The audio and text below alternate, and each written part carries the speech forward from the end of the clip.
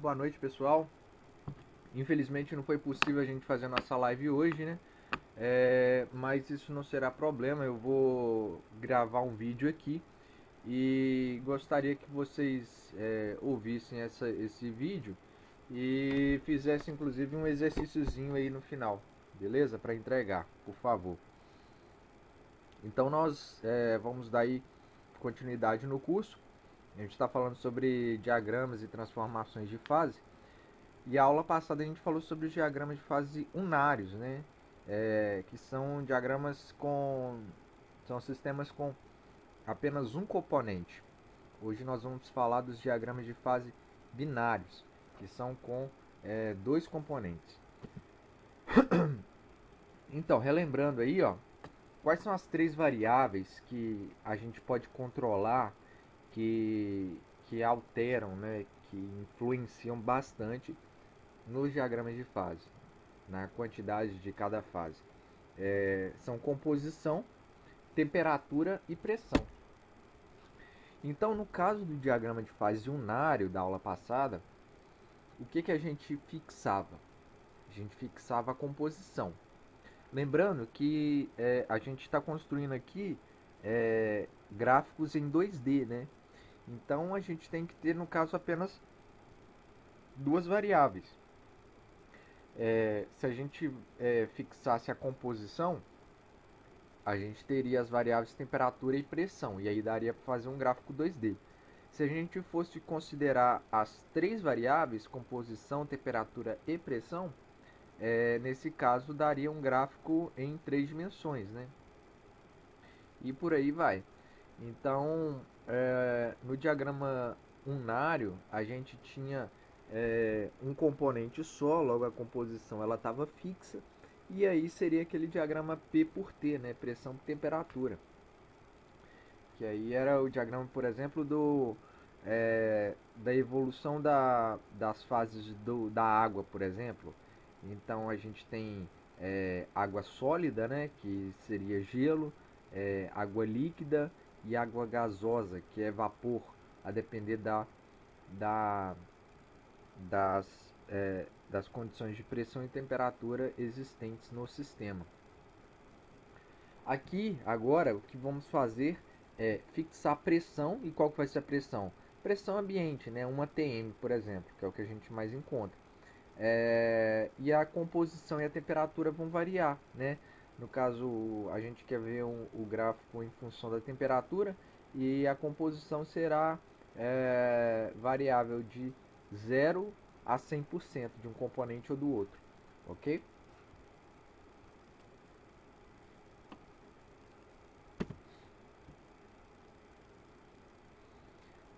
Sistemas isomorfos, né? O que seriam esses sistemas isomorfos?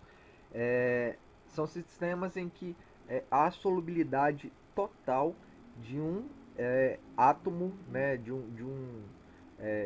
uma espécie de átomo no outro. Então, por exemplo, o sistema cobre-níquel, eles formam uma solução em qualquer faixa de concentração. Se eu tiver 1% de cobre e 99% de níquel, isso vai solubilizar. Se eu tiver 1% de níquel e 99% de cobre, vai solubilizar também. E se eu tiver, por exemplo, 50%, 50%, também vai dar uma solução isomorfa. Seria, por exemplo, diferente da, da solução água-açúcar, né? Existe um limite de solubilidade em que a açúcar pode estar solúvel na água. Você não consegue colocar 99% de açúcar e 1% de água. Não é possível, né? A água sendo solvente. Então, é necessário considerar nesse caso de soluções, sistemas isomorfos, essa característica que depende muito também das propriedades dos átomos, né, que estão envolvidos ali. Então, por exemplo, cobre e níquel são dois átomos metálicos muito similares, né? Eles formam uma solução substitucional, né? Nesse caso é como se na matriz, no arranjo cristalográfico lá, onde estaria um cobre, passa a ter o níquel. É diferente, por exemplo, da intersticial que a gente viu, né? Que seria, por exemplo, o caso do sistema ferro-carbono. Então você tem uma solução com átomos de mesma estrutura cristalina, né? No caso os dois são CFC, átomos com raios atômicos parecidos, eletronegatividade semelhante, valências semelhantes, que são aqueles elétrons que estão nas camadas mais expostas, né? E aptas a, a reagir. Então são átomos bastante parecidos. É por isso que eles se solubilizam tão bem assim. Então isso que é sistema isomorfo, né? Sistema em que um componente consegue se dissolver no outro em qualquer concentração. E aí entram algumas nomenclaturas. Por exemplo, as fases sólidas, elas são representadas por letras gregas, né? Tipo alfa, beta, gama, enfim. A austenita é gama, a ferrita é alfa, né? E a gente tem duas linhas aqui, pessoal, que são as linhas líquidos e as linhas sólidos. Antes disso, vejam aqui, isso aqui é um sistema isomorfo binário, um diagrama de fases binário isomorfo. Por que isomorfo? Porque eu tenho uma solubilidade completa, né? De 0 a 100%. Aqui é o sistema cobre-níquel, de 0 a 100%. Em qualquer faixa de, de, de concentração, eu tenho eu tenho a mesma solução sólida, tanto sólida quanto líquida, né? Então aqui, ó, se eu tiver 1% de níquel, eu vou ter uma solução sólida alfa com 1% de níquel. Se eu tiver 99% de níquel, eu vou ter também uma solução alfa com 99% de níquel. E aí a gente tem essas linhas líquidos e as linhas sólidos. O que seria isso? A linha líquidos ela faz fronteira com o líquido, né?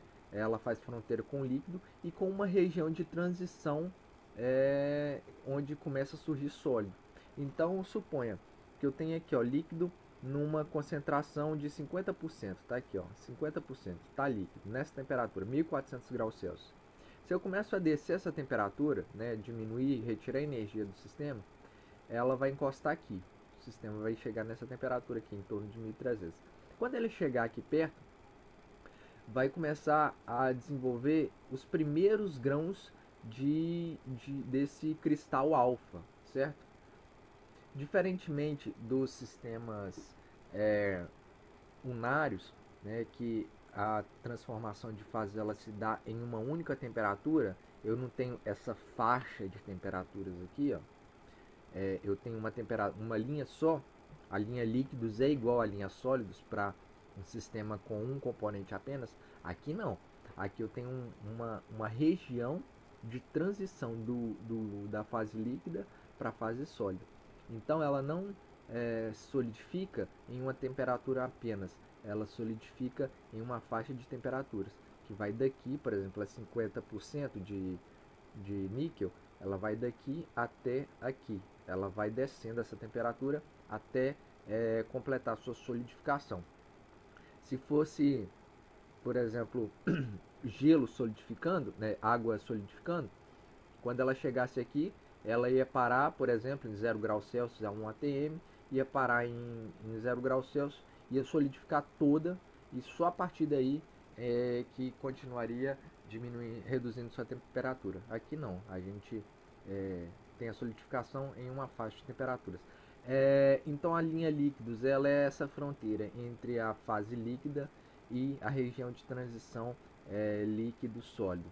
E a linha sólidos é a linha de fronteiras entre a fase sólido, no caso alfa, e a região de transição líquido alfa. Ok, pessoal? Então, quando a gente tem, por exemplo, é, a interseção da linha líquidos com a linha sólidos, que é justamente na ponta do, do meu diagrama, né, nas duas pontas, ponto A e ponto B, eu tenho os meus elementos puros, né, os meus componentes puros. Então aqui ó, eu tenho 100% de cobre e aqui eu tenho 100% de níquel, correto? Nesse caso, a temperatura de fusão do cobre é 1085 graus e a temperatura de fusão do níquel é de 1453 graus.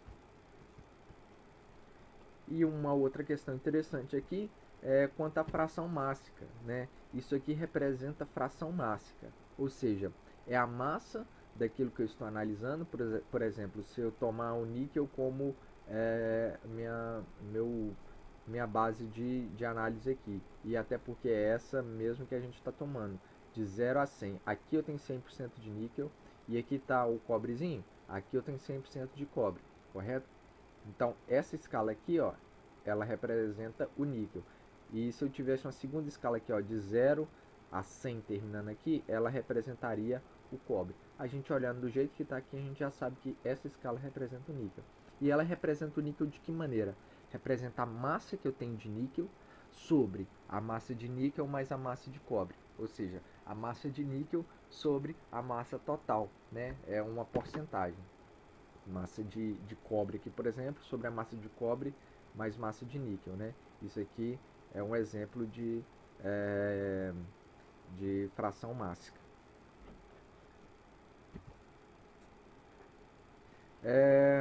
Agora, pessoal, vamos começar a entrar aí nos conhecimentos sobre resfriamento em equilíbrio. O que é esse resfriamento em equilíbrio? O equilíbrio ele se dá quando você consegue resfriar o seu sistema em uma velocidade tão baixa que é possível ocorrer toda a difusão no estado sólido que o material precisa para ter uma estrutura totalmente homogênea. Caso contrário, a gente teria grãos zoneados aqui, ó, com um gradiente de concentração da superfície do grão para o seu interior. Vamos entender melhor isso aqui. Suponhamos que a gente tenha aqui uma solução. Essa solução líquida, ela tem 35% de níquel e 65% de cobre, né? Tá aqui, ó, ponto A, ponto A. E ele está aqui, ó, em torno de 1300 graus Celsius. Então eu começo agora a resfriar essa minha solução do ponto A. Vou resfriando, vou resfriando. Quando chega aqui, o que acontece? Quando chega aqui, ó, na região do ponto B, começam a nuclear os primeiros grãos da minha solução, né, da minha solução sólida, nesse caso, da fase alfa. E esses grãos, eles vão nuclear com qual concentração de níquel? Eles vão nuclear com 35% de níquel? Pior que não. Eles vão nuclear obedecendo a linhas sólidos em uma linha isotérmica. Como assim? Eu traço uma linha isotérmica, né, no caso de mesma temperatura, passando uma linha horizontal, passando pelo ponto B. E onde ele interceptar a linha sólidos, vai ser essa a concentração formada naquela temperatura de sólido. Olha só que interessante. Apesar da minha solução ela ter líquido a 35%, o sólido que começa a formar aqui, ó, é a 46%. É mais ou menos uma comparação muito tosca, assim, mas eu acho que pode talvez ajudar o entendimento. É como se, vocês me perdoem aí o exemplo, é como se a gente tivesse aqui uma festa em que você tem níquel e você tem cobre. Ocorre que o níquel ele gosta de dormir mais cedo, né?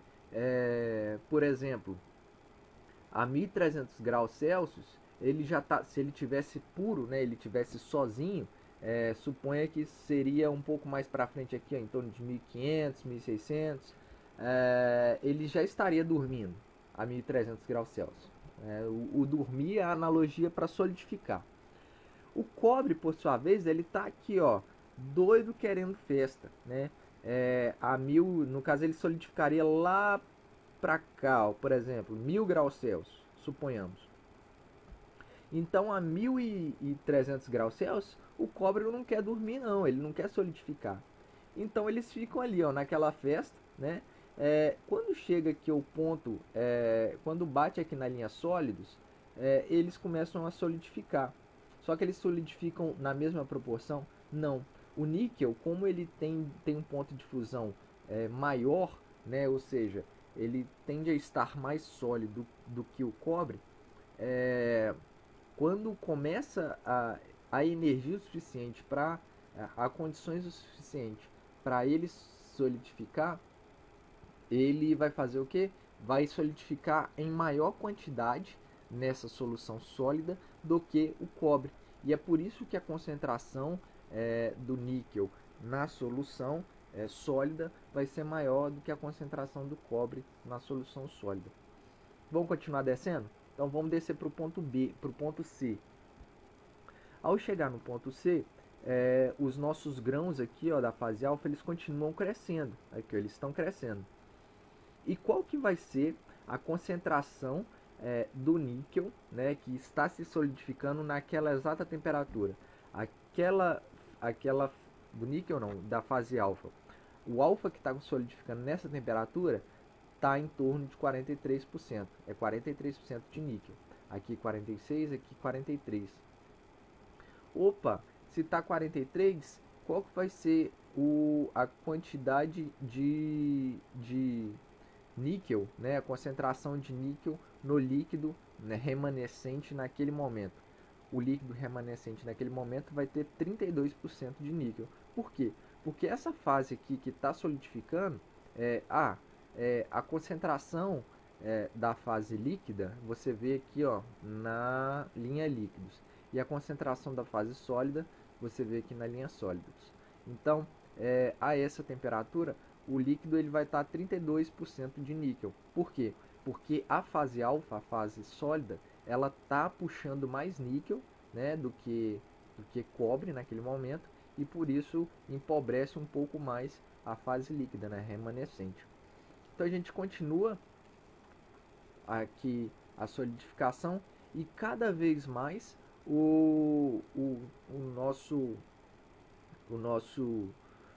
as camadas que vão recobrindo essas partículas alfa aqui, ó, cada vez mais elas vão se aproximando de 35% de níquel, né?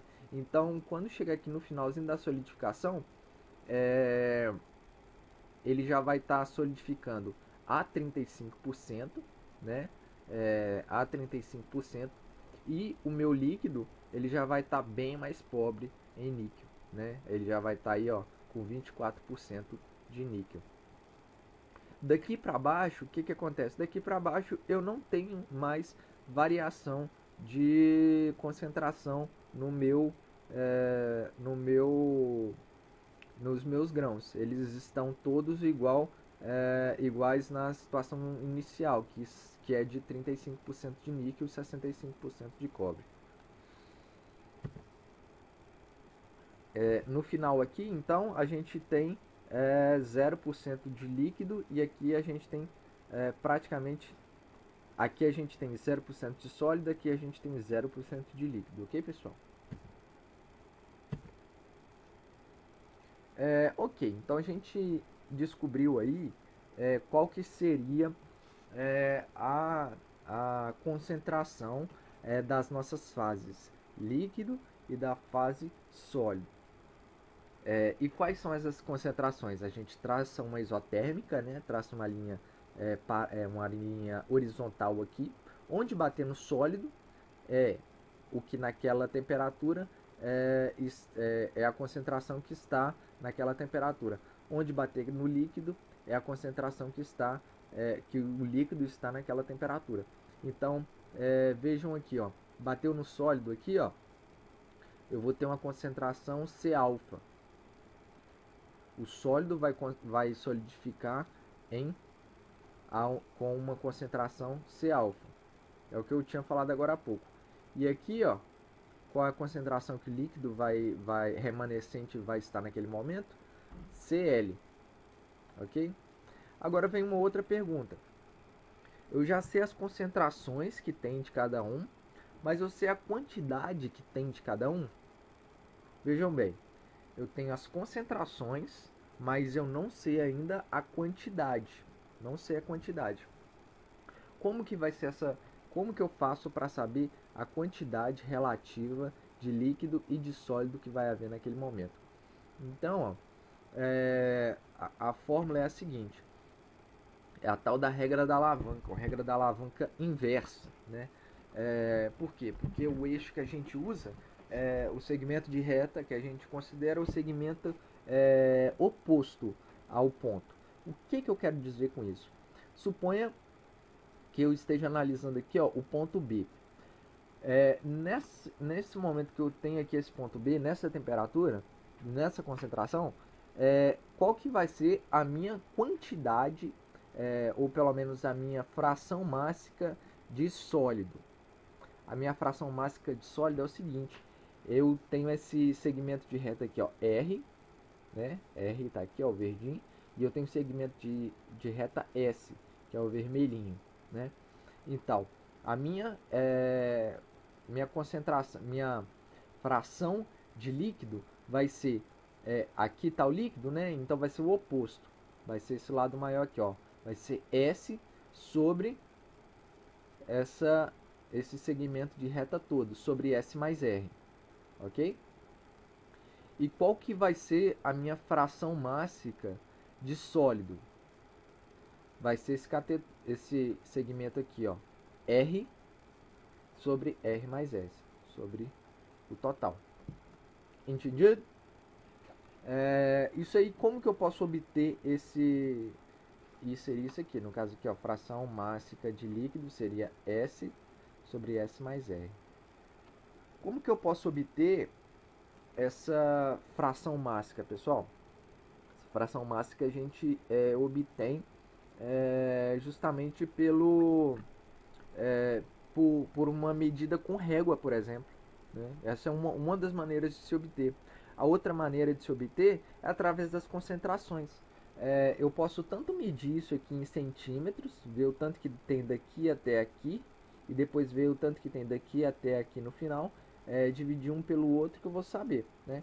A outra maneira é pela concentração.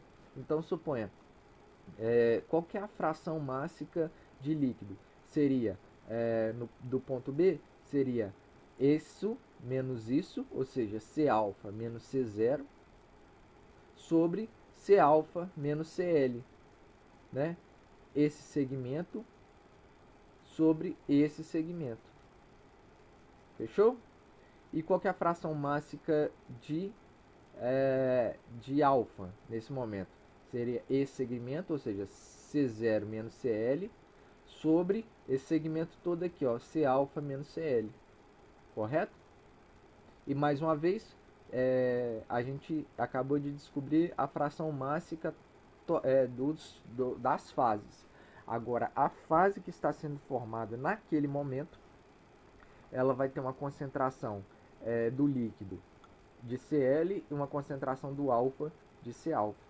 Beleza?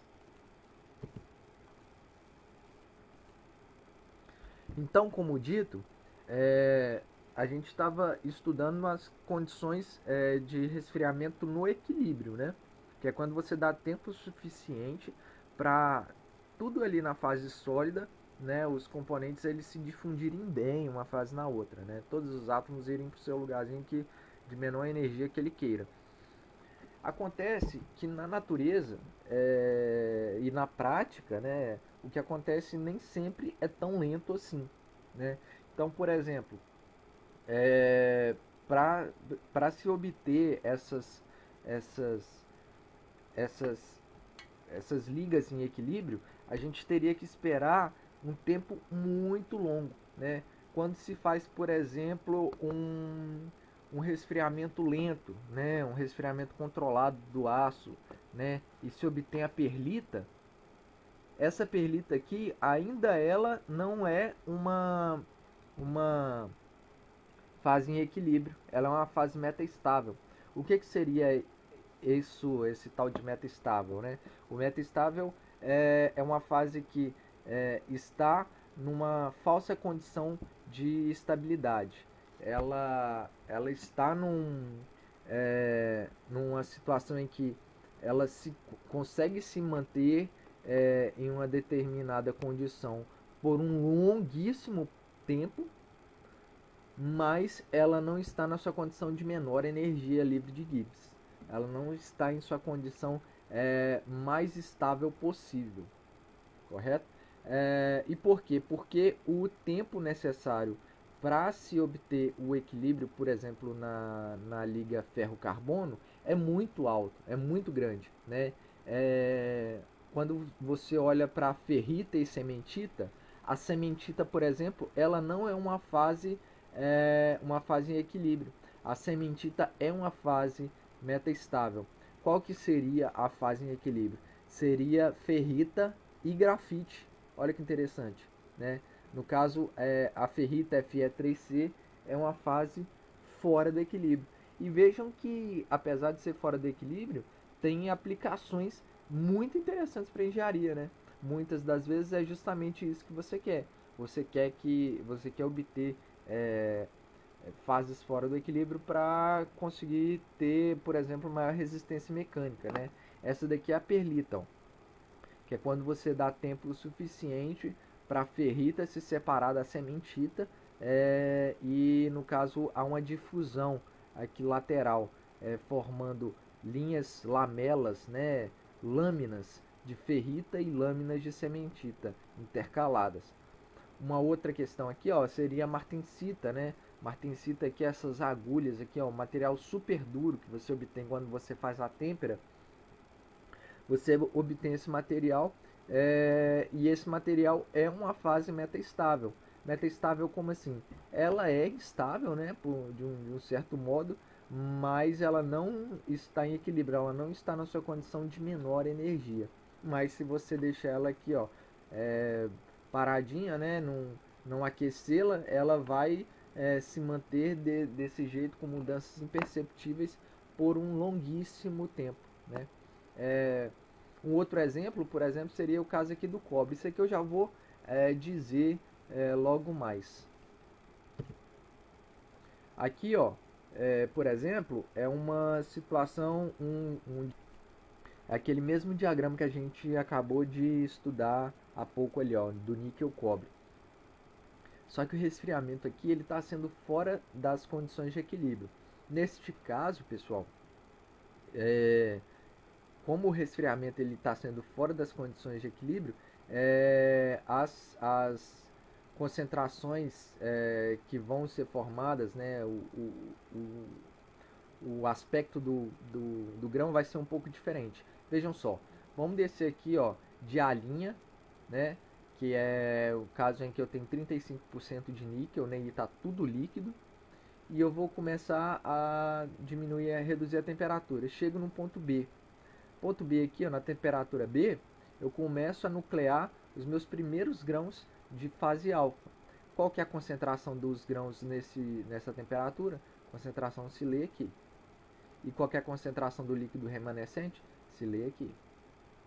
Vamos continuar reduzindo a temperatura? Ok. A gente vai reduzindo a temperatura, né? A gente chega aqui, ó, no ponto C'. Qual que vai ser a concentração do meu, como se diz, do meu grão que está sendo do que está sendo nucleado naquela temperatura. Naquela temperatura está sendo nucleado a 40% de níquel. E o líquido remanescente, 29%. Acontece que eu não estou dando tempo suficiente para que as novas camadas de metal que estão sendo nucleadas em cima dos meus grãos, não estou dando tempo suficiente para elas se difundirem corretamente, né? Moral da história, eu não obtenho um grão homogêneo, como é o caso do resfriamento em equilíbrio. O que seria? Seria isso aqui, ó. Aqui, ó, eu tenho grãos homogêneos justamente porque está difundindo tudo direitinho. Lá não. Lá eu não estou dando esse tempo. Está sendo um resfriamento fora do equilíbrio. Então eu começo a ter aqui, ó, um núcleo de 46% e uma camadinha superior, né, posterior, de 40%. Aí vamos continuar reduzindo a temperatura. A gente chega aqui no ponto D. Vocês vejam que a concentração, né, dos grãos que primeiro se nucleiam, ela é maior em um determinado elemento. Então ela acaba deixando a solução mais pobre, né? Acontece que o tempo do resfriamento em equilíbrio longo ele serve justamente para dar tempo dessa difusão e inclusive dos grãos eles devolverem um pouco dessa quantidade em excesso de níquel que ele foi solidificado, devolver para o líquido. E isso não dá tempo de acontecer, né? Não há essa difusão. Então, você acaba obtendo um líquido mais pobre em níquel ao chegar nesse ponto. Quando você chega aqui, você tem muito líquido a 24%. E aqui ó, ainda continua nucleando sólido a 35%.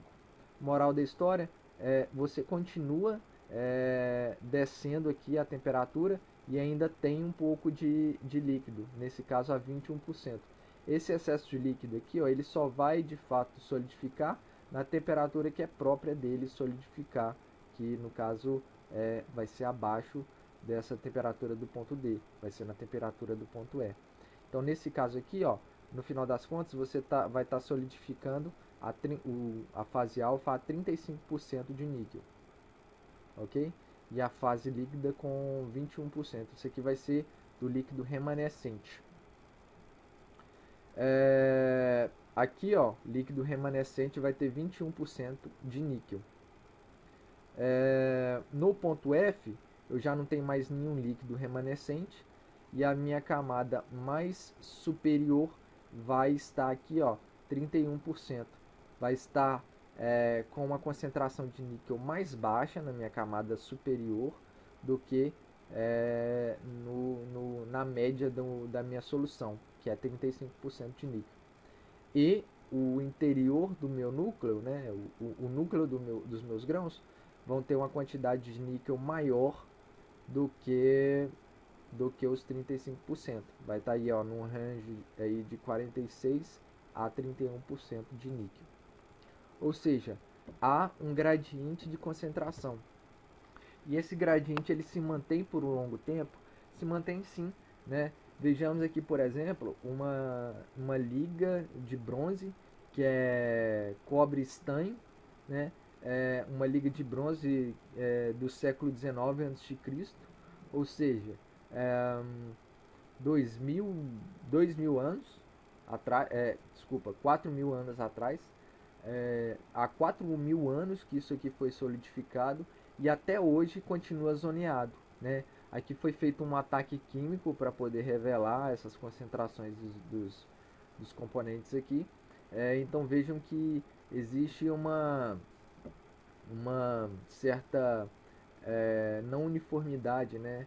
Uma heterogeneidade dentro dos grãos, do centro para a superfície. Ou seja, passaram-se 4.000 anos e ele ainda não se homogeneizou, para vocês verem como que é lenta a homogeneização no estado sólido, principalmente em baixas temperaturas. Aí, pessoal, agora que a gente entendeu o que é sistemas isomorfos, né, que é sistemas em que uma liga, um componente se dissolve totalmente no outro, como é o caso do cobre e do níquel, agora a gente vai entender um pouquinho sobre sistemas anisomorfos, em que não há a solubilidade total de um componente no outro, né? Dentro desses sistemas a gente encontra algumas reações que são importantes, né? Reação eutética, eutetóide, peritética e peritetóide. Vocês já devem ter ouvido falar disso alguma vez no curso. Então agora a gente vai estudar um pouquinho essa, essas reações, né? Então vamos lá, o diagrama de fase eutético binário, né? Binário porque eu tenho é, dois componentes, e eutético porque nele ocorre uma reação eutética. A reação eutética, como as outras quatro que eu falei, elas são reações invariantes, né? O que seria isso?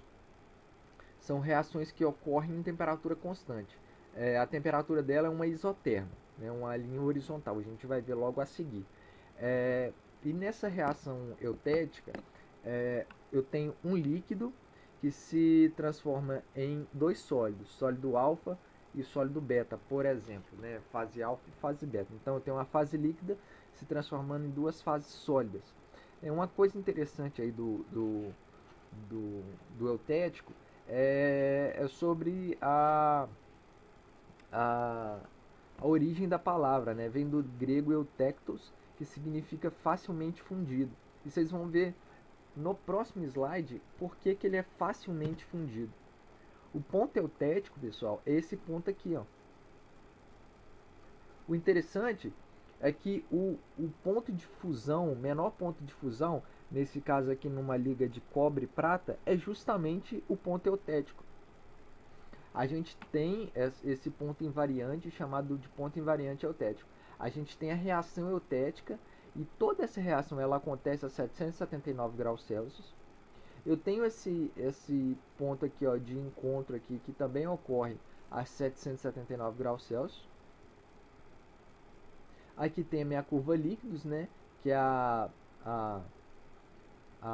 o encontro entre a fase de transição líquido sólido e o líquido. Eu tenho a curva sólidos, que é a fase de transição entre o líquido sólido e o sólido, e eu tenho a curva solvos, que é a fase de transição de uma fase sólida para outra fase sólida. É interessante a gente saber o nome dessas curvas, principalmente das curvas sólidos e líquidos. Ok, pessoal?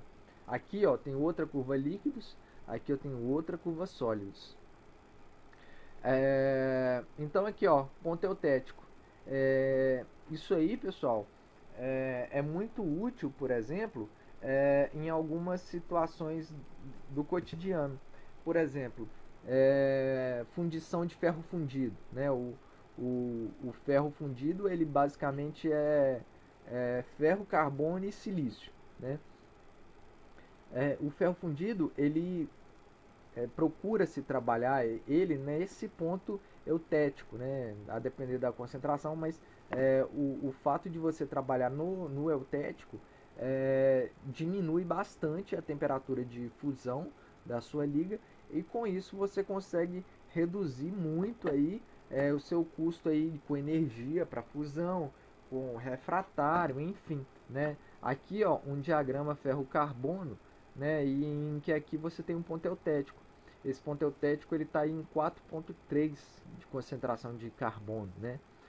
Nesse ponto aqui, ó, a região líquida ela invade mais a região sólida, né? E encosta aqui, ó, na linha do eutético. Um outro caso, pessoal, seria a solda eletrônica, né, de chumbo estanho. Aquela soldinha que se usa para soldar componentes eletrônicos, ela tem uma concentração, uma composição muito bem definida, que é a composição do eutético, que é essa daqui, ó. 61% de estanho e o resto no caso 39,1% de chumbo. Desculpa, eu interrompi aqui. Então aqui, ó, o caso da solda eletrônica. Eu tenho aqui, ó, 61,9% de estanho, e isso é um ponto, uma composição em que eu consigo reduzir bastante a temperatura de fusão da minha solda, né, e se torna, no caso, mais facilmente manipulável, né? Você consegue soldar ele até com um ferrozinho quente. Algo interessante é que hoje se tem, devido ao, a característica do chumbo, né, de ser prejudicial à nossa saúde, hoje se tem, procura-se, né, descobrir novas ligas, né, novos pontos eutéticos que dessa liga, né, no caso o estanho com alguma outra coisa, que possa substituir o chumbo. Mas o chumbo, ele de fato, ele é muito interessante aí, ele consegue reduzir bastante a temperatura de fusão do estanho, em relação a outras ligas, como por exemplo o estanho prata, enfim, estanho níquel, e faz com que o chumbo seja preferido aí, apesar de ser tóxico.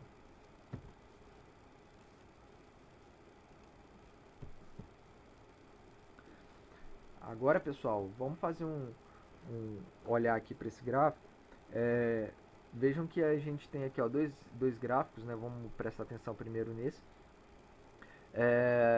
Suponha que você tem aqui um líquido, né, em uma concentração baixa de estanho. Aqui é estanho, cobre estanho, por exemplo. E você começa essa solidificação aqui a partir do ponto A, né? Ao chegar no ponto B, inicia a solidificação, a gente começa a formar alguns grãos de sólido, né, dessa fase alfa. Ao final aqui, ó, quando encosta na linha sólidos, ele termina essa solidificação. E aqui no ponto C a gente já tem praticamente, né, a gente já tem tudo apenas fase alfa solidificado, né? A fase alfa, ela é sólida. Agora vamos para um segundo caso, uma concentração um pouquinho maior de estanho, né? Sair daqui dessa concentração 1 e vou para uma concentração 2 que está por aqui, ó, né? Olha aqui. Então começa a solidificação. Saio desse ponto aqui, eu só tenho líquido. Aqui inicia a solidificação. Nesse ponto E aqui, ó, eu já tenho bastante sólido, bastante fase alfa. Aqui, ó, finaliza a solidificação de alfa. Aqui eu tenho só alfa. Aqui inicia a solidificação de beta. Olha só, alfa mais beta. E como que é esse beta? Ele é como se fosse salpicado aqui, ó, pequenos cristais em meio à matriz de alfa. Olha que legal. Agora vamos aumentar mais a concentração de estanho nessa nossa liga. A gente estava trabalhando aqui, ó. A gente viu que aqui ele começa a formar aqueles cristais de beta. Agora vamos partir para o ponto eutético, né? Nessa região aqui, a gente saiu aqui, ó, do líquido. Quando chegar aqui, ó, ele começa a solidificar numa microestrutura chamada estrutura eutética, que é semelhante à da perlita. O que seria isso? Uma estrutura em que eu tenho lamelas de uma fase bandeadas, né, paralelas às lamelas de outra fase, né, as fases alfa e beta. Tá aqui, ó. Essa daqui é a estrutura eutética, característica da estrutura eutética, né, essas lamelas. Então a perlita é o que? A perlita é uma estrutura eutética, né? Ela se eu formar, se eu tiver uma uma fase, uma liga, né, de ferro-carbono exatamente na concentração do eutético, eu vou formar só perlita, né? Mas isso aqui, pessoal, isso aqui não é perlita, isso aqui é outra fase, né? Um microconstituinte eutético composto das fases alfa e beta, né? Lembrando, microconstituinte não, a microestrutura eutética composta das fases alfa e beta. Aqui, pessoal, uma microestrutura eutética, no caso chumbo estanho. Eu falei Cobre estanho, eu estava enganado, era chumbo estanho, pessoal, desculpa. E como que ocorre esse crescimento dessas lamelas, né? Eles ocorrem justamente por causa da difusão. É muito mais fácil, eu digo assim, em relação. Por que, que eu formo essas camadinhas, esses planos zebrados aqui, né? Ao invés de formar um tantão de alfa aqui, um tantão de beta aqui, um tantão de alfa aqui, um tantão de beta aqui. Por quê? Porque ele acontece tudo em uma mesma faixa de temperatura, né? Essas duas fases elas formam numa mesma temperatura, que é a temperatura do eutético, e pelo fato de estar acontecendo em uma mesma temperatura, as duas quererem acontecer ao mesmo tempo, a difusão, quando uma fase começa a nuclear, no caso, por exemplo, o beta ele é pobre em chumbo, ele é mais rico em estanho, e o alfa é mais rico em chumbo e mais pobre em estanho. Então, quando eles começam a nuclear, o alfa ele começa a expelir estanho para o lado, e o chumbo começa a expelir e o beta começa a expelir chumbo para o lado.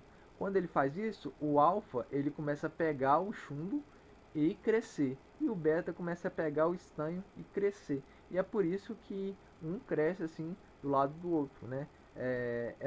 É mais fácil para o átomo ele andar para o seu vizinho do que migrar para uma região e formar aquele tantão de fase alfa e aquele tantão de fase beta. É por isso que a gente forma essas lamelas, né? Uma questão de difusão no líquido mesmo. Isso a perlita tem o mesmo comportamento de formação. Aí, pessoal, vamos relembrar, a gente saiu dessa concentração, depois analisou essa concentração, depois a gente analisou aqui ó, a concentração do eutético. Agora vamos analisar a concentração que aqui está, ó, na concentração C4, ok? Então vamos sair aqui ó, do ponto F, ou ponto J, não sei, não consigo, acho que é J. Então eu tenho líquido aqui, ó, numa temperatura J, acima de 300 graus um pouco. Começo a diminuir essa sua temperatura. Quando chego aqui, ó, quando eu encosto nessa linha, o que vai formar? Vai formar fase alfa. Aqui, ó, começa a nuclear alfa, né? Eu vou reduzindo mais a temperatura, a fase alfa vai crescendo. Quando eu chegar aqui, que reação que é essa? É reação eutética. O que forma na eutética? Forma alfa e beta ao mesmo tempo. E por formar alfa e beta ao mesmo tempo, faz com que surja essa estrutura lamelar aqui, ó, intercalada, ok? Moral da história: eu tenho uma fase alfa que é chamada de alfa primário, porque ela formou antes da linha do eutético, e eu tenho a minha estrutura eutética formada por alfa mais beta. Olha só como é que fica, ó. Esse daqui seria o alfa primário e essa daqui a microestrutura eutética, formada de alfa mais beta. O alfa é o pretinho e o beta é o branquinho. Legal, né, pessoal? O mesmo pode acontecer aqui, ó. Se eu começar a solidificar aqui, ó, aqui eu vou começar a formar fase beta. Aqui, ó, de beta até o eutético, o beta vai crescer, que vai ser o beta primário. E quando chegar no eutético, o líquido remanescente, quem forma a fase eutética é o líquido remanescente. A reação eutética é líquido transformando em dois sólidos, né? Então o líquido remanescente vai transformar em alfa mais beta. Então aqui ó, o líquido remanescente vai transformar em alfa mais beta. Então vou ter aqui, ó, se fosse essa situação aqui, ó, eu teria essas bolinhas brancas, né, que seria do beta, e de outro lado, né, e aqui teria essa microestrutura eutética preto com branco. Fechou? Bolinhas brancas e preto com branco. Do lado de cá é bolinhas pretas e preto com branco. Legal? Vimos a reação eutética, que é líquido formando dois sólidos. Aí, pessoal, e ela é uma reação muito importante, por exemplo, para o estudo do ferro fundido, para a fusão, né? E agora a gente vai entrar na reação eutetóide, que é muito importante para os tratamentos térmicos. Que aí seria, no caso, outro ponto invariante, né, que ocorre a mesma temperatura, que seria uma fase sólida se transformando em duas fases sólidas. Essa é a reação eutetóide. No caso aqui, ó, o beta no resfriamento se transformando em alfa mais gama. E por que que por que que a reação eutetóide ela é importante para o tratamento térmico? Ela é importante para o tratamento térmico justamente pelo fato de que a perlita, me desculpe, que a austenita, ela na reação eutetóide, ela forma alfa mais mais cementita, né? Ela forma a fase ferrita alfa mais cementita. Então, no caso do aço, eu teria aqui, ó, fase gama formando alfa mais Fe3C. É isso que é a reação eutetóide no aço. Isso é muito importante porque a depender da velocidade de resfriamento no tratamento térmico é que você vai obter ou martensita ou perlita, enfim. Aqui, pessoal, a gente tem aqui nós temos um gráfico, né, é um diagrama de cobre com zinco, e eu gostaria que vocês identificassem onde que está a reação eutetóide aí, ó.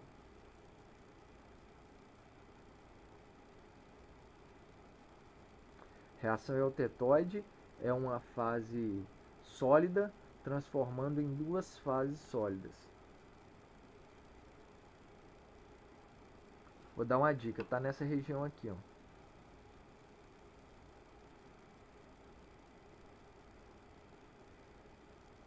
Então agora eu vou falar.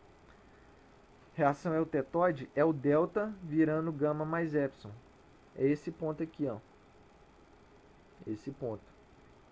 E no caso, o que vai a reação ela vai daqui até aqui. A reação invariante vai daqui até aqui, ó. É toda essa linha. E o ponto invariante é esse. Ok? Delta se transformando em gama mais epsilon. Vejam que aqui a gente tem um diagrama muito mais complexo, né? A gente tem líquido, a gente tem alfa, a gente tem eta, pelo visto aqui, eta, a gente tem gama, a gente tem epsilon, a gente tem beta, a gente tem delta. Quando a gente tem, é como se a gente tivesse vários diagramas de fase em um só, né? Quando você tem uma fase de transição e uma outra fase, você sabe que entre os dois vai ter uma fase de transição. Por exemplo, se eu tiver aqui, ó, alfa e beta, entre os dois necessariamente tem que ter alfa mais beta. Existe essa fase de transição. Olha, alfa mais beta, beta, gama, delta mais gama, gama, epsilon, gama mais epsilon, gama, delta, gama mais delta, gama, líquido, gama mais líquido.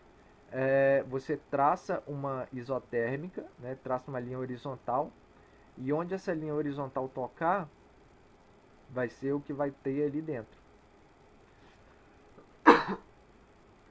Ok? Então essa linha horizontal aqui, ó, ela tocou aqui e tocou aqui.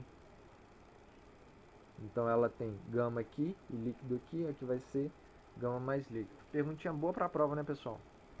Eu deixo alguns espaços em branco, peço para vocês preencherem o que tem ali dentro. É isso aí, ó. Reação peritética. Ah, reação peritética, o que seria? No caso aqui, ó, ela é a parente da reação eutética, né? Líquido mais beta formando alfa.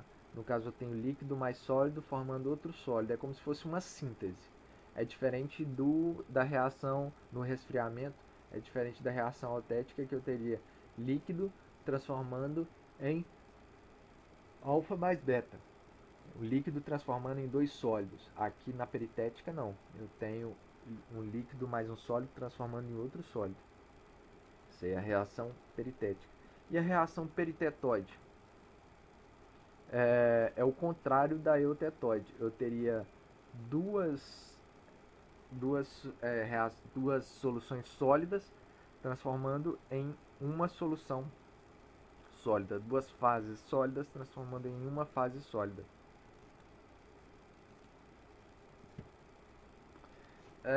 Componentes intermediários, pessoal. O que seriam esses componentes intermediários? Antes disso, vamos falar de soluções sólidas terminais. As soluções sólidas terminais são aquelas fases que existem nos extremos do diagrama, né? Então, por exemplo, vamos pegar um outro. Nesse diagrama aqui, ó, as soluções sólidas terminais seria alfa e beta. Alfa e beta. Existem componentes intermediários aqui? Aqui não tem, não. Vamos ver o que seriam os componentes intermediários. No caso, as soluções sólidas terminais são aquelas que ficam nas extremidades, né, do diagrama de fase. As soluções sólidas intermediárias seriam essas aqui, ó. Aqui eu tenho as terminais, né, e aqui eu tenho as intermediárias, beta, gama, né, que não estão, delta, epsilon, não estão nos extremos, né? Isso aí é para diagramas de fase mais complexos e que são muito comuns, né? E a gente tem um outro diagrama, um outro composto, que é o tal do composto intermetálico. Ele é muito importante para a gente, porque o que a gente mais vê é ele no dia a dia, que é a cementita, né? A cementita é um composto intermetálico. O que seria isso? São compostos que não existem, não são soluções sólidas, por exemplo, que você consegue variar a concentração de um componente ou de outro nele. Não. Eles são representados por linhas verticais justamente pelo fato de que a sua presença se dá em uma faixa de concentração única, né? Uma composição única. Então seria diferente, por exemplo, deixa eu mostrar aqui para vocês, ó. Seria diferente, por exemplo, desse carinha aqui, ó, da fase alfa. Nela eu tenho, no caso aqui eu tenho chumbo e magnésio, né? Aqui 100% de chumbo e 100% de magnésio. Então, eu consigo ter uma solução, uma fase alfa contendo 100% de magnésio. Eu consigo ter uma fase alfa contendo 10% de magnésio, contendo 20% de magnésio, 30% de magnésio e até 40% de magnésio. Eu consigo obter essa variação de concentração dentro da minha fase. Eu tenho um campo de atuação. Esse composto intermetálico aqui, ó, que é o Mg2Pb, eu só tenho ele dentro dessa linha, né? Aqui, ó, eu tenho uma quantidade de Mg2Pb com líquido, mas a concentração dentro da fase Mg2Pb ela é única. Eu tenho a mesma quantidade de Mg2 e a mesma quantidade de magnésio, a mesma quantidade de chumbo em qualquer ponto desse diagrama. Mesma coisa aqui. O que vai variar aqui é a quantidade de Mg2Pb, mas dentro do Mg2Pb eu tenho uma quantidade fixa de magnésio e chumbo. Seria o caso, por exemplo, da cementita, né? Fe3C. Eu não consigo ter uma solução variável de cementita, né, desse carboneto. Não, para qualquer concentração, em qualquer ponto que ela esteja, no diagrama, ela vai estar com a mesma concentração. O que vai variar a quantidade relativa dela em relação à outra fase. Aí sim, mas em qualquer ponto que eu tiver no diagrama, eu vou ter a mesma concentração de ferro e de carbono na cementita.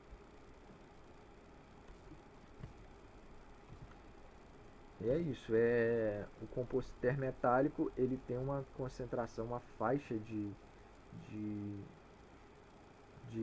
de composição muito bem definida, muito estreita, né? E aí, pessoal, tentem fazer isso aí, esses exercícios. Eu peço que vocês me mandem por WhatsApp esses dois exercícios aqui, ó, prontos ainda esta semana, ok? Podem fazer, tirem uma foto, escrevam o seu nome na folha, ok? E me mandem para a gente colocar aí como atividade avaliativa, tá ok? Muito obrigado.